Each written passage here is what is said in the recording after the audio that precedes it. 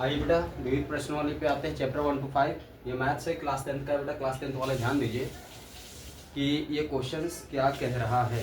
ठीक है बेटा, क्वेश्चंस क्या कह रहा है इस पे आप लोग थोड़ा ध्यान दीजिए।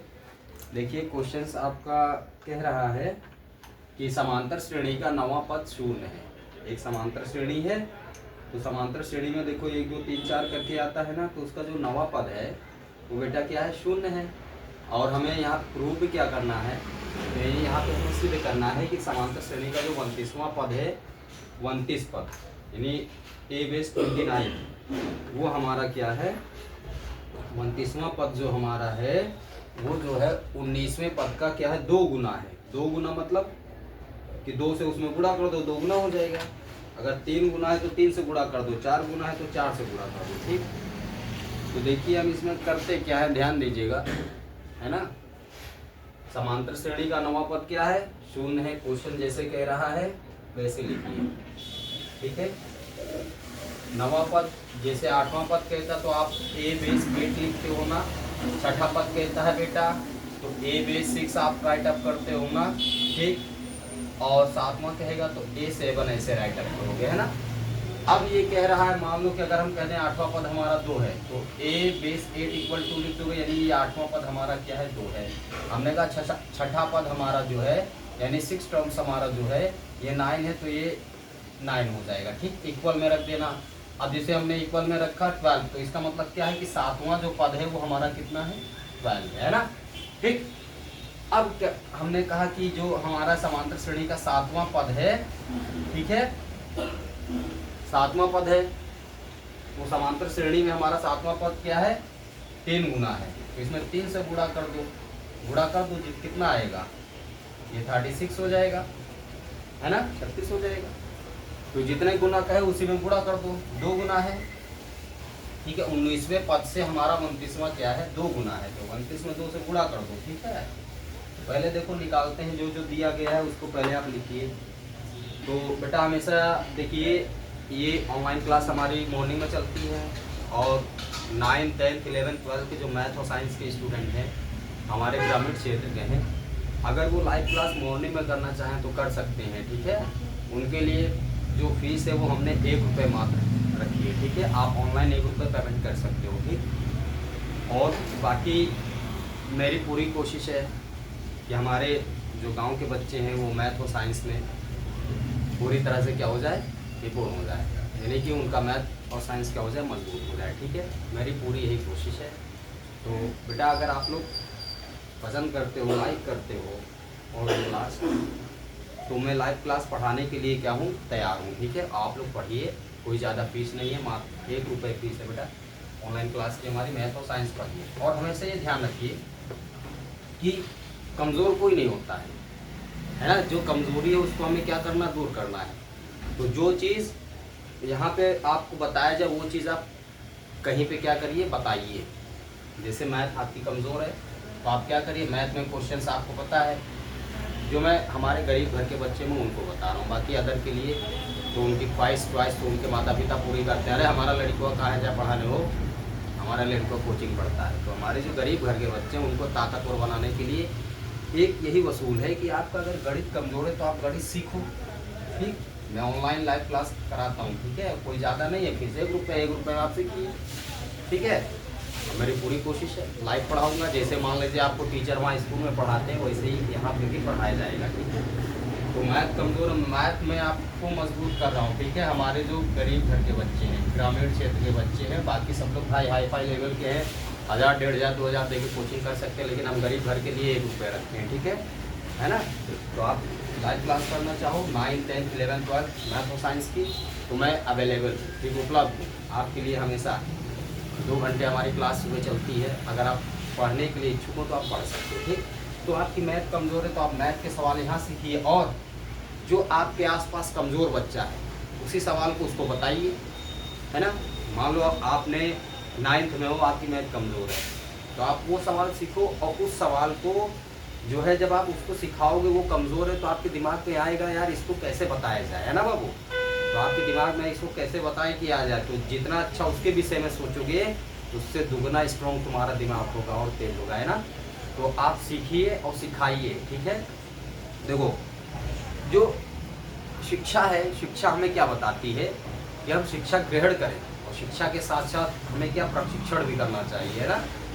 कुछ स्कूल है जहाँ पे प्रशिक्षण कराया जाता है, और बहुत बढ़िया स्कूल है, ऐसे स्कूल धन्य है, प्रबंधक धन्य है, जो कि स्कूल में क्या कराते हैं, प्रशिक्षण कराते हैं बच्चों का, कि प्रशिक्षण मतलब ट्रेनिंग, ठीक है। जो बड़े बच्चों से क्या कहते हैं, बेटा जाओ 1 घंटे के लिए छोटे बच्चों को पढ़ा दो, तो वो स्कूल ही महान है, और उस स्कूल का जो प्रबंधक है वो बहुत महान है, आदरणीय है प्रबंधक, पूजनीय है, क्योंकि वो क्या कर रहे हैं, बच्चों का जो शिक्षा के साथ साथ कौशल का विकास होना चाहिए उसका कर रहे हैं ना। तो शिक्षा के साथ साथ प्रशिक्षण बहुत ज़रूरी है। इससे ये होता है कि अगर आप लोगों की शिक्षा के साथ साथ प्रशिक्षण हो जाए तो आप अपेक्षाकृत भविष्य का निर्माण कर सकते हो। अपेक्षाकृत यानी जो चाह रहे हो वो आप वो 110% मिल जाएगा, ठीक है। लेकिन प्रशिक्षण होना चाहिए। ये गरीब घर के बच्चे कर सकते हैं, है ना। अमीर के कहाँ करेंगे भैया, 1500 रुपये दे रहे हैं, वहाँ लड़का पढ़ने कोचिंग जाता है, तो कहाँ दूसरे को बताएगा, कहूँ तेज हो गया वो उससे आगे बढ़ जाएगा, है ना। तो गरीब घर के बच्चे कभी मत सोचिए, ये हमेशा सोचिए अगर हमारा जो चीज़ कमज़ोर है हम उस चीज़ को तेज़ कैसे करें, मजबूत कैसे करें। तो आप उस चीज़ को सीखिए और अपने से कमज़ोर बच्चे को सिखाइए, मजबूत हो जाएंगे, है ना। अगर मैथ में कमज़ोर है तो मैथ यहाँ पे सीखिए, ऑनलाइन क्लास, 1 रुपये है, कोई ज़्यादा नहीं है ना। और आपके गांव में आसपास जो बच्चा हो उसी को सिखाओ, नहीं तो कोई छोटा बच्चा हो उसी को ही पढ़ाओ, ठीक है। पढ़ो पढ़ाओ यानी शिक्षा ग्रहण करो और उसका प्रशिक्षण भी स्वयं करो, है ना, ठीक है। तो शिक्षा ग्रहण करो और शिक्षा के साथ साथ उसका प्रशिक्षण भी स्वयं करो। स्कूल में सिखाया जाता है। धन्य है ऐसे स्कूल के अध्यापक, धन्य है ऐसे स्कूल के प्रबंधक, धन्य है ऐसे स्कूल के जो प्रिंसिपल होते हैं जहाँ पे प्रशिक्षण कराया जाता है। बाकी सभी स्कूल में क्या हो रहा है जान ही रहे हैं। तो शिक्षा के साथ साथ जहाँ प्रशिक्षण होता है सबसे बेस्ट स्कूल वो होता है, भले हिंदी मीडियम का हो, कोई दिक्कत नहीं। अंग्रेजी तो अबे करेगी ससुरी, इधर ना तो उधर, 4 दिशाएं हैं। अगर हमारी इच्छा है कि हमें एजुकेशन ग्रहण करना, भले हिंदी मीडियम से हैं, चारों दिशाओं में से कोनो एक दिशा से अंग्रेजी अबे करेगी, लेकिन आएगी जरूर, ठीक। तो आप चिंतित मत होइए हमारे जो ग्रामीण क्षेत्र के बच्चे की हमको अंग्रेजी नहीं आएगी, लेकिन आप शिक्षा से जुड़े हैं तो ये मैं गारंटी के साथ कह सकता हूँ 4 दिशाएं भगवान ने बनाई है ना। तो चारों दिशाओं में से कोनो एक दिशा में से अंग्रेजी आएगी आएगी, कभी घबराइए नहीं। बस जो चीज़ आपका कमज़ोर है उसको मजबूत बनाइए। मैथ कमज़ोर है, साइंस कमज़ोर है, पढ़िए और पढ़ने के बाद उसको कंठस्थ करिए। उसके बाद जो आपसे कमज़ोर है आसपास में रहता है उसको बताइए, है ना। आप भी कंठस्थ करिए, मेहनत करिए, फिर उसको बताइए। इससे ये होगा आपका प्रशिक्षण हो जाएगा। स्वयं प्रशिक्षण आपने कर लिया, है ना। अपना प्रशिक्षण आपने क्या कर लिया, स्वयं कर लिया, ठीक। तो life is teaching and teacher, ठीक। सीखना और सिखाओ, जिंदगी क्या है, सीखो सिखाओ, ठीक है। तो एजुकेशन आपका, your education is best when you do, hence suppose that life is teach and teaching, ठीक है। अगर आप ये समझो कि लाइफ क्या है, सीखना है, सिखाना है, तो आप बहुत कुछ सीख सकते हो, आगे बढ़ सकते हो और अपेक्षाकृत भविष्य का क्या कर सकते हो, अपना निर्माण कर सकते हो। अगर आपको लग रहा है कि हमें इंजीनियर बनना है तो आप इंजीनियर बन सकते हो। मैं गरीब घर के बच्चों की बात करता हूँ, ठीक। आप सोचो हमें जो भी बनना चाहते हो, ठीक, बन सकते हो, लेकिन लक्ष्य को निर्धारित करिए। उस लक्ष्य को निर्धारित करने में आपकी क्या क्या चीज़ कमज़ोर है, क्या क्या रुकावटें, उनको सीखिए दूर करने का। और आसपास जो रहते हैं उनकी भी परेशानियों को आप शिक्षा को ग्रहण करिए और प्रशिक्षण से हटाइए, ठीक है ना। तो ये सबसे बेस्ट होता है शिक्षा ग्रहण करने का तरीका। आप खुद ही एक दिन इतने अच्छे बन जाओगे कि जो लोग कहते थे अरे वो कहाँ कर पाएगा, उसका बपुआ कहाँ पढ़ा पाएगा, ठीक, तो उनको दिखा दो कि कल मेरा पिता नहीं पढ़ा पाया लेकिन आज हम एक समाज में ऐसा योगदान कर रहे हैं कि मेरा समाज आगे बढ़ेगा। जब समाज आगे बढ़ेगा तो देश आगे बढ़ेगा, ठीक है ना। तो देश को बेटा आगे तभी हम बढ़ा सकते हैं जब शिक्षा के साथ साथ उसको प्रशिक्षण प्राप्त हो। स्वयं प्रशिक्षण करिए, नहीं प्राप्त हो रहा तो जैसे हमने बताया आप सीखिए, उसको सिखाइए। Life is teach and teaching, ठीक है। Suppose that life is teach and teaching, पढ़ो पढ़ाओ, कमजोरी दूर हो जाएगी, ठीक है। हाँ, हमारा भारत देश है, यहाँ पे हमें गुरु की ज़रूरत पड़ती है। जिस चीज़ में कमज़ोर हैं उनसे पूछें, उसको कंठस्थ करें, खूब करें और उसी चीज़ को हम अदर को बताएं। ठीक है, अदर को बताएं। छोटे बच्चे हैं उनको पढ़ाना शुरू कर दीजिए गांव में, देखिए आपकी कमज़ोरी खुद ही दूर हो जाएगी। लेकिन आपको भी सीखना है, सिखा कर सीखो। ठीक है ना। तो आप खुद ही जब उसकी कमज़ोरियों को दूर करने लगेंगे, दूसरे को बताएंगे बाबू नहीं आ रहा, कैसे बताएं उसको आ जाए सवाल, जैसे हम आपको बताते हैं। तो वैसे जब आप बताओगे अरे कैसे उसको बता दें कि सवाल आ जाए, तो दिमाग आपका क्या कर रहा है, इंटू कर रहा है बेटा, इंटू दुगना गति बना। जब आप ये सोचो कैसे बताया जाए, तरीका सोचोगे, मेथड सोचोगे उसको समझाने का, आसान से आसान तरीका, तो आपका दिमाग क्या करेगा, वहीं से इंटू करना शुरू कर देगा। तो दिमाग वो आपका तेज होगा ना, है ना। देखिए उसको तो बता देंगे, लेकिन दिमाग किसका तेज हो रहा है, आपका तेज हो रहा है। ठीक, तो आप एक समाज का योगदान भी कर रहे हैं, सबसे बेस्ट योगदान कर रहे हैं कि उसको सिखा रहे हैं। ठीक है, तो शिक्षा और प्रशिक्षण, ठीक है, हमेशा ध्यान रखना, ये स्वयं सीखना चाहिए। इससे हमारा देश क्या होता है, देश का जो उत्पादकता होती है जो वो आगे बढ़ेगा। ठीक है, देश हमारा आगे बढ़ेगा।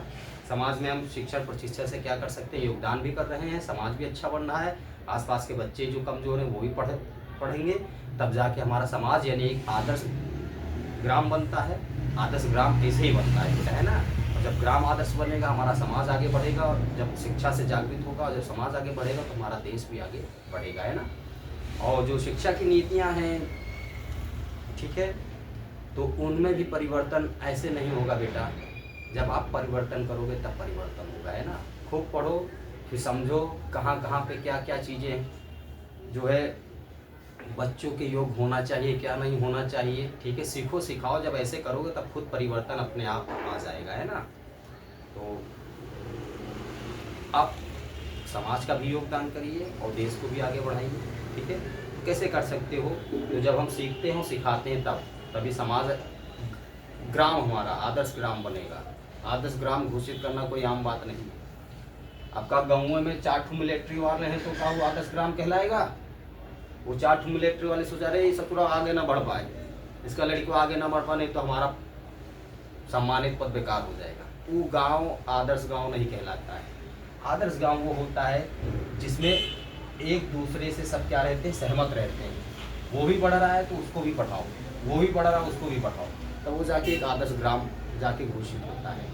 और नहीं तो बाबू एक दूसरे के जलन तो गाँव में होवे करता है। तो हम गरीब घर के बच्चों से कहना चाहते हैं जलन मत रखना बेटा, सीखो सिखाओ, कोई भी हो। ठीक, आप एक योगदान करो समाज को, योगदान करोगे बेटा, अच्छे कर्म के नतीजे अच्छे होते हैं। ठीक, तो सीखो सिखाओ। हमारा बेटा क्या है, 1 रुपये बैलेंस है। ठीक है, ऑनलाइन क्लास और सुबह मैं पढ़ाऊँगा और आपको चेंज करूँगा, आप भी अपने आप को चेंज करिए, सिखा के किसी को सिखाइए। ठीक है, 1 रुपये क्लास है, चलेगी ऑनलाइन क्लास, लाइव क्लास चलेगी। ठीक है, कोशिश करिए। ठीक है आप लोग। तो देखिए आ जाते हैं, कोई ज़्यादा नहीं है, सीखिए, समाज को बदलिए, देश को बदल डालिए। ठीक है, 1 रुपये खा के आप लोग क्या करते हो, कहेंगे तो अगर 1 रुपये से हम अपना समाज और देश चेंज कर दें, कौन सी बहुत बड़ी बात है। ठीक, और जो कोचिंग पढ़ेगा करेगा वो बच्चा बेस्ट होगा, वो देश के विषय में सोचेगा। देश को बदलना करोड़ों रुपए से नहीं बदलने की ज़रूरत है। मैं कह रहा हूँ 1 रुपये से बदल दो, पूरा देश बदल जाएगा। ठीक है, हम बदलेंगे, गांव बदलेगा, गांव बदलेगा, समाज बदलेगा, समाज बदलेगा, देश बदलेगा, देश आगे बढ़ेगा, उत्पादकता बढ़ जाएगी। ठीक, क्या लगता है। अब देखो ये क्या कह रहा है, समांतर श्रेणी का 9वां पद शून्य है। सिद्ध कीजिए कि समांतर श्रेणी का 29वां पद 19वें पद का दोगुना है। और बेटा ये जो हमारे गाँव वाले हैं, मैं अपने गाँव वालों से भी कहना चाहता हूँ, जो लोग ऑनलाइन क्लास देखते हैं, अगर वो भी करना चाहे कर सकते हैं, है ना बेटा। तुम आगे बढ़ोगे तो अच्छी बात है, हमारा गांव आगे बढ़ेगा, हमारा गांव एक दिन अच्छा गांव घोषित होगा।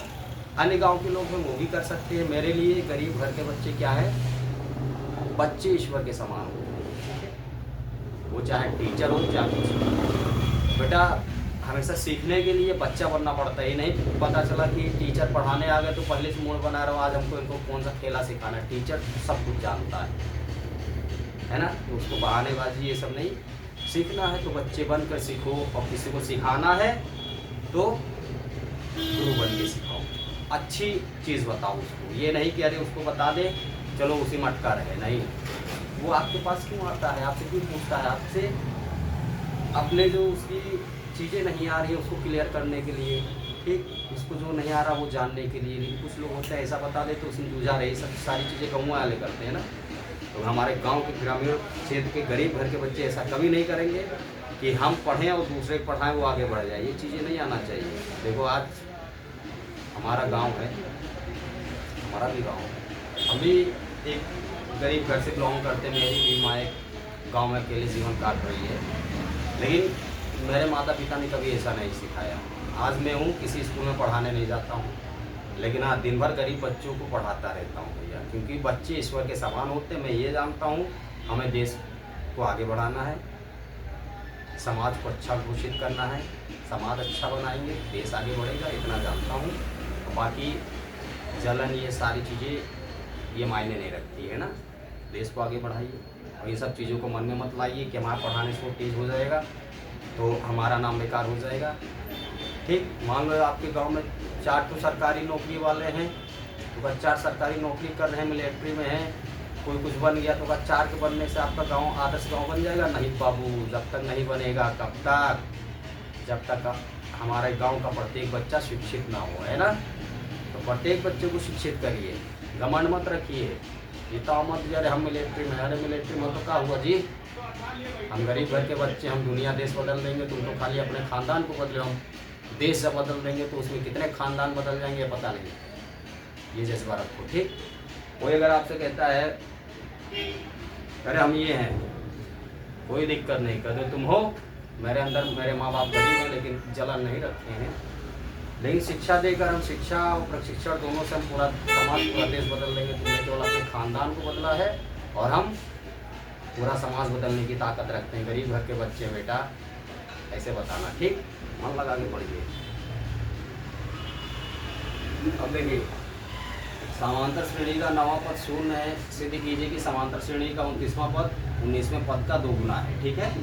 तो क्या कह रहा है कि 9वां पद है, 9वां पद हम क्या लिखेंगे, ए एन, जो कह रहा है वो ए एन हमारा क्या होता पद होता, तो एन हमारा 9वां है ना, यहाँ पे एन, ठीक है।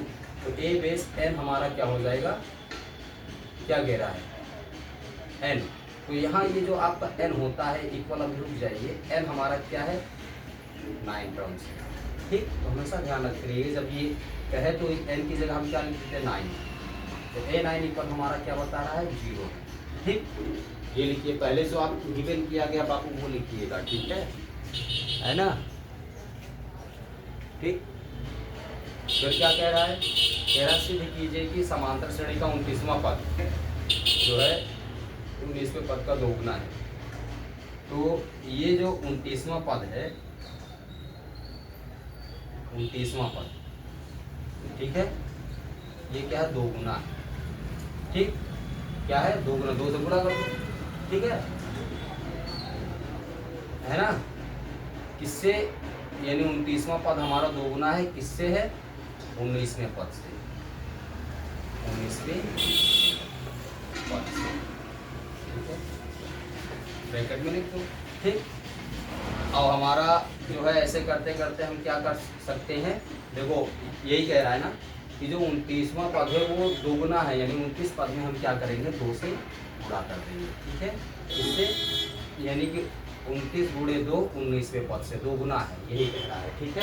आप ऐसे लिख सकते हो, राइट अप कर सकते हो, ठीक। और यहाँ क्या दिया गया है 19वां पद, यहाँ भी लिख लो बेटा, जो दिया गया वो लिखो, ये 19वां पद क्या है 19वां पद, ठीक। ये सारी चीज़ें आपकी क्या है गिवन दी गई, ठीक है, दी गई है। चलो अब आगे ये सब करते हैं, ठीक। ये हमारा 19वां पद हो जाएगा ए 19 हो जाएगा, ठीक है, ए 19 हो गया हमारा 19वां पद, ठीक। देखिए प्रश्न जो कह रहा है उसको करिए प्रश्नानुसार, ठीक है। अब देखो हमने आपको बताया था, ध्यान दीजिएगा बाबू, ए बेस 9 को क्या लिख सकते हो, a + 8d लिख सकते हो कि नहीं, ध्यान दीजिएगा। ए बेस 9 को यानी a9 को 9 टर्म्स को आप क्या लिख सकते हो, 9 टर्म्स को a प्लस 8d। ठीक, ये लिख सकते हो कि नहीं ना। और ये क्या बता रहा है, नवा पद क्या दिया है, 0 है, तो इसको भैया बना दो 0।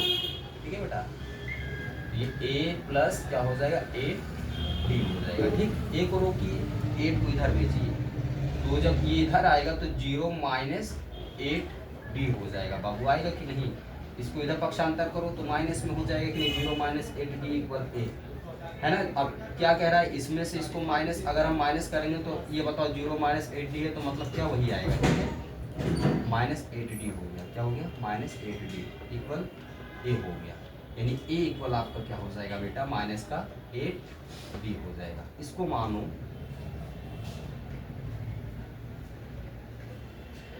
इक्वेशन नंबर फर्स्ट, क्या हो जाएगा, equation number first. Hindi medium वाले क्या लिख लेंगे, समीकरण नंबर 1। ठीक है, समीकरण संख्या 1 लिख सकते हो। ठीक है, और इंग्लिश मीडियम वाले इक्वेशन नंबर 1 लिख लो, जैसे जिसको सुटेबल लगे। ठीक है, समझ में आ रहा, अंडरस्टैंडिंग है तो आप कर सकते हो। ठीक है, ये हमारा समीकरण 1 बन के तैयार हो गया। इसको हम डैश कर दे रहे हैं। ठीक है, अब देखिए हम क्या कर सकते हैं। अब हम क्या करें, अब हम 29वां क्या करें, 29वां पद निकालें। लिखिएगा एंड। ठीक, 29वां पद यानी कि a बेस 29, 29वां पद निकालें, a बेस 29। ठीक, a बेस 29 हो जाएगा, है ना। a बेस हमारा क्या हो गया 29, a बेस क्या हो गया 29, तो इसको हम क्या लिख सकते हैं, a प्लस 28d। ठीक, देखो ये इस तरह हो जाएगा, है ना। ठीक है, समझे बेटा कि नहीं। अब देखो a यानी कि अगर हम 29वें पद को लिखेंगे तो 29वें पद को a बेस 29 करके लिखा जाता है। इसको क्या लिखा जाता है, a प्लस आपका 28 हो जाएगा। ये हो जाएगा इक्वेशन नंबर, क्या हो जाएगा, इक्वेशन नंबर, इसको मान लो क्या हो गया, इक्वेशन नंबर 2 हो गया। ठीक, इसे क्या मान लोगे, इक्वेशन नंबर 2 हो जाएगा। क्या मानोगे बेटा, इक्वेशन नंबर 2। ठीक है ना, फिर लिखिए एंड। अब लिखिएगा, ठीक है, 19वां पद लिखो। 19वां पद को कैसे लिखोगे जी, a प्लस 18d। ठीक है, यानी 18d हो जाएगा। ठीक, तो ये आपका हो जाएगा इक्वेशन नंबर 3। क्या हो जाएगा, इक्वेशन नंबर 3।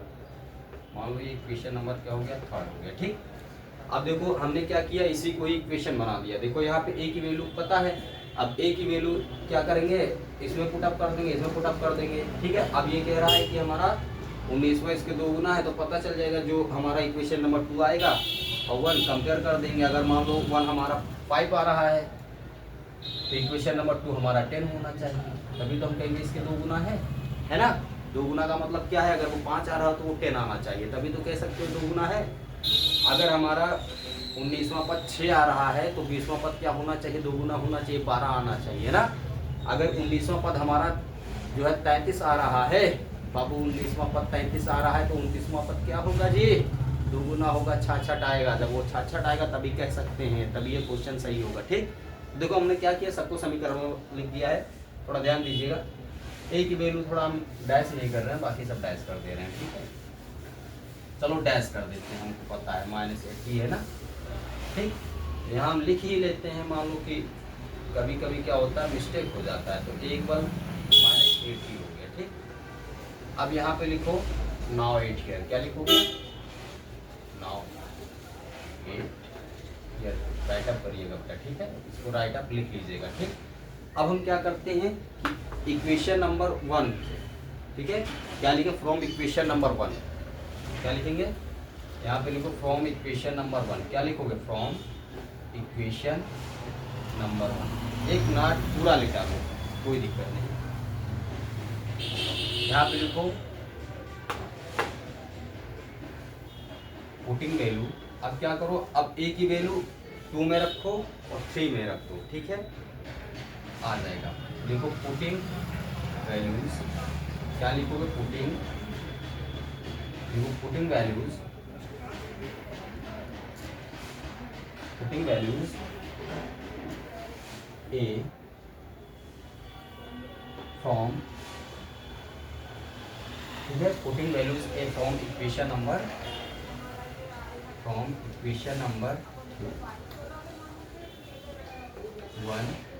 ठीक है, पुटिंग वैल्यूज ए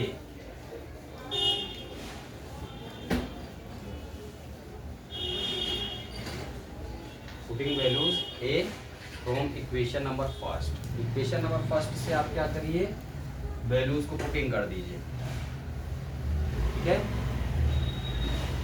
अब देखिए इसमें इक्वेशन नंबर आपने 1 बनाया तो वहाँ पे जो ए की वैल्यू है 2 और 3 में कर दीजिए, हो गया। तो putting values A from equation number first, ठीक है, ये आपने लिख लिया, दोनों में पुट कर दें, ठीक है।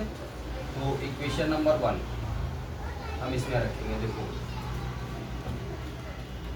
ये हमारा क्या है, A29 है ना, A29 में A29 है ना, A29 को हमने क्या किया, A + 28D लिख दिया, ठीक बेटा, इतना आ गया समझ में। क्योंकि हम क्या करेंगे, putting value A from equation number 1, ठीक, इक्वेशन नंबर 1 में से हम वैल्यू क्या करें, रख रहे हैं, ठीक, इसमें रखेंगे, इसमें रखेंगे, इसमें रख देंगे, ठीक है। अब देखो ये आपका 29वां टर्म या 29वां पद, ये हमारा कितना है जी, -8D था। इक्वेशन नंबर 1 में ए की वैल्यू क्या है, -8D है, तो यहाँ पे ए की जगह क्या लिखो, -8D प्लस क्या हो गया, 28D हो गया। ध्यान दीजिएगा, A29 इक्वल, अब देखो ये प्लस का 28D है और ये माइनस का है, तो प्लस माइनस क्या हो जाते हैं बेटा, माइनस हो जाते हैं। प्लस माइनस क्या हो जाता है बाबू, माइनस हो जाता है। तो इसको प्लस माइनस को क्या कर दो, माइनस कर दो, तो प्लस माइनस माइनस हो गया, तो ये माइनस का 8 क्या हुआ, निकल गया, तो माइनस का 8 हुआ, तो प्लस का कितना बचेगा, 20D। यहाँ प्लस का साइन लगाना जरूरी नहीं है, जब आंसर माइनस में आता है तो स्टार्टिंग में लगा देते हैं, अगर स्टार्टिंग में प्लस में तो कोई इम्पोर्टेंट नहीं है, कोई नीड नहीं है, ठीक है। 20D हो गया, ठीक। तो 29वां पद आपका कितना आ गया, 20D आ गया, ठीक है, ध्यान दीजिएगा। अब आगे क्या करते हैं, ये 29वां पद कितना आ गया आपका, 20D आ गया जी, ठीक है। अब लिखो देन